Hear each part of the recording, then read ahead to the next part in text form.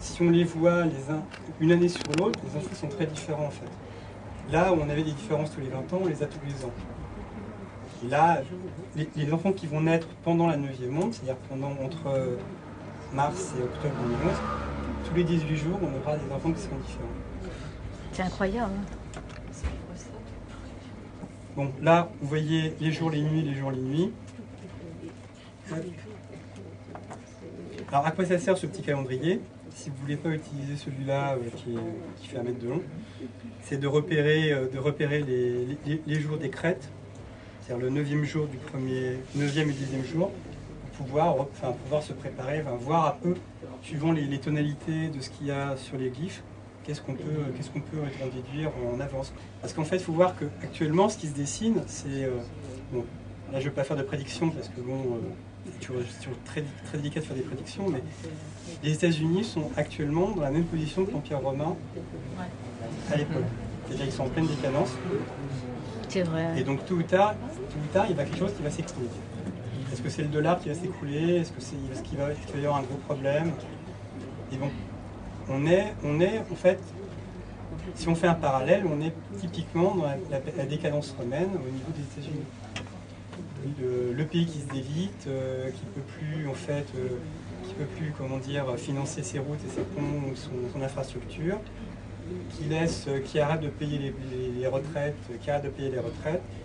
Enfin, tout se délite. Enfin, si on regarde les indicateurs économiques et si on suit un peu l'actualité aux États-Unis, tout est en train de se déliter. Les États américains en sont à un point où ils retirent le bitume des routes, ils mettent du gravier parce que ça coûte moins cher à entretenir. Leur réseau électrique a 50 ans, leurs ponts s'écroulent. Donc c'est vraiment un pays qui vit une décadence. En fait. Et l'Europe, dans tout ça, se situe comment? Sans faire de pronostic, mais peut-être avec un petit peu de rétro-histoire, se situe comment? En fait, pour Kalman, on est au milieu. En fait. Il y a une ligne médiane qui sépare l'Est et l'Ouest, qui passe sur Rome et qui passe sur Stockholm. Bon, les Suédois, je vais laisser le bénéfice du doute. Bon. Il y a une ligne médiane qui passe entre Rome et Stockholm qui sépare l'Est et l'Ouest. Pour Kalman, les mouvements se font soit centrifuges, soit centripètes par rapport à l'Est et l'Ouest. Les grandes invasions et compagnie, et nous on est pile poil au milieu en fait. On est sur la ligne centrale. Donc on perçoit les chocs, mais de moindre influence quand même. On recevra des chocs, mais c'est comme pour la crise de 29. Voilà. C'est les États-Unis qui vont prendre en premier parce que c'est eux la puissance dominante, c'est eux l'empire romain du moment. Nous, nous sommes que des provinces en fait. Mais par rapport aux États-Unis, on a l'avantage d'être sur le continent eurasien. Donc on a une continuité territoriale, sans mer, Les États-Unis, c'est une île. Les États-Unis, c'est une grande province, c'est une grande île en fait. Ils se sont retrouvés au centre du monde parce qu'après la Deuxième Guerre mondiale, ils étaient excédentaires au niveau industriel, ils ont pu reconstruire le monde. Et c'est eux qui ont protégé le monde pendant la fin de la 5e nuit, c'est-à-dire le début de la guerre froide. Donc c'est eux la puissance dominante. Mais quand le monde, si l'économie mondiale s'écroule, là on rentre dans les spéculations, si l'économie mondiale s'écroule, les États-Unis vont se retrouver isolés. Il va y avoir le continent américain et l'Eurasie. Donc nous on peut très facilement faire du commerce avec la Chine, la Russie, l'Inde et compagnie, puisqu'on a une continuité territoriale au-delà de la Terre. D'ailleurs, c'est ce qui est en train de se passer. Il y a des rapprochements entre la Russie et l'Union européenne. Il y a des réunions régulières entre Chine, Inde et Russie pour rapprocher leurs liens économiques. La Chine, il n'y a pas très longtemps, a commencé à payer son pétrole en yuan et à accepter les roubles. Donc il y a une dynamique qui se met en place au niveau eurasien qui s'exonère en fait de tout ce qui est américain. Il y a quelque chose qui s'est mis en place depuis plusieurs années qui fait qu'on peut ne plus avoir besoin du dollar. Parce que le dollar en fait est en train de s'écrouler, tout le monde le sait, c'est juste une question de temps en fait. Parce qu'en fait, les États-Unis ne fonctionnent parce qu'ils sont, parce que nous achetons leur dette. les bons au trésor américain, c'est de la dette. Donc, comment fonctionne l'économie mondiale et comment s'est développée l'économie mondiale, parce que c'est pas, les États-Unis n'ont pas un rôle que négatif dans cette histoire.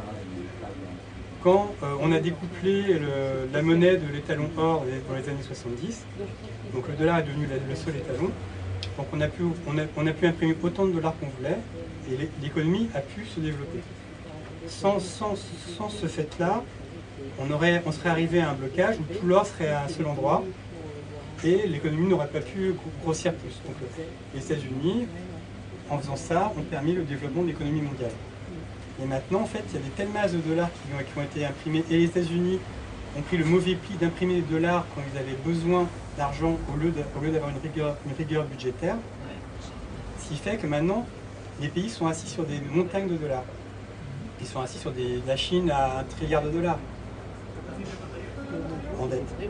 Mais ils continuent à acheter modérément de la dette parce que, en fait, ils achètent de la dette américaine et les Américains achètent des produits chinois. Donc en fait, l'argent revient en Chine. Et pendant ce temps-là, les Chinois, les Russes et les Indiens, qui sont pas idiots, préparent la suite. Ils savent que de toute façon, les États-Unis vont s'écrouler parce que le système n'est pas viable, que les banques ont été sauvées en 2007 in extremis en injectant des 10 ou 13 000 trilliards de dollars, que jamais personne ne remboursera cette somme-là, et que de toute façon, il y a quelque chose qui va changer. Donc, l'Eurasie, en fait, pour répondre à la question, l'Eurasie prépare une économie sans les États-Unis.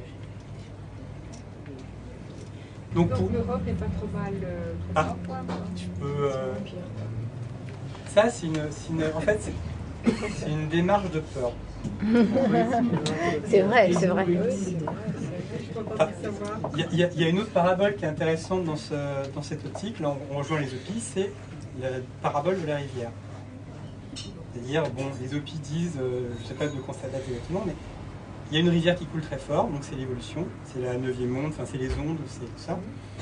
Il y a deux façons, on est dans la rivière, il y a deux façons de procéder. Soit on va au milieu, on se laisse porter par le courant et tout va bien.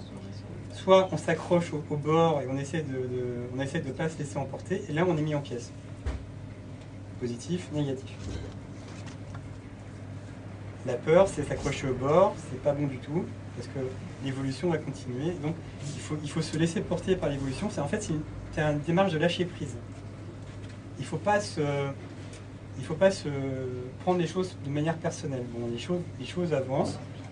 On est dans une période qui, si tout ça est vrai, se réalise, en fait, va se terminer bientôt. C'est-à-dire octobre, c'est demain, hein, à la vitesse où ça va. Donc on le saura de toute façon. Et de toute façon, qu'on ait peur ou pas, ça va nous tomber dessus, ça change rien à ce qui va arriver. Donc il vaut mieux ne pas avoir peur. C'est facile à dire. Ouais.